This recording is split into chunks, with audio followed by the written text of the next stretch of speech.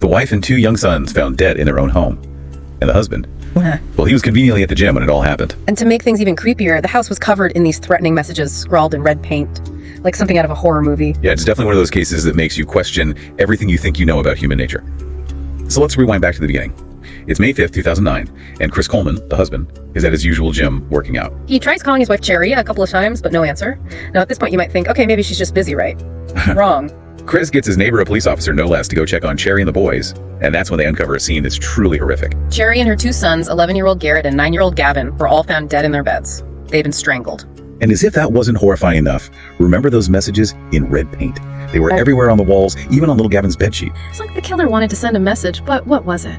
And who would do something so cruel? Right. So who are the Colemans? On the surface, Chris and Cherry had it all. Military backgrounds. A nice house. Their sons were active in sports. The whole all-American family image. But as we dig deeper, we start to see that things were far from perfect behind closed doors. Their marriage was crumbling. Arguments about money were constant. Chris was always traveling for work. And Cherry, she confided in her friends that she felt neglected and alone. She even suspected Chris was having an affair, and here's where it gets really eerie. She told her friends point blank, if something happens to me, it's Chris. Talk about a chilling premonition. And sadly, it turned out to be true. But let's talk about that affair. It wasn't just some random fling. The other woman was Tara. Tara? A close friend of Cherry's from high school. Can you believe that? The betrayal, the audacity. It's mind-blowing. It's like something out of a soap opera. And while Cherry's trying to save her marriage, Chris is busy sneaking around, meeting up with Tara during his work trips. It's crazy, right?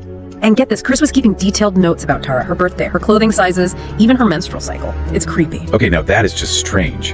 What was he doing with that information? It's like he was obsessed. Obsessed and controlling? That's a huge red flag. Right.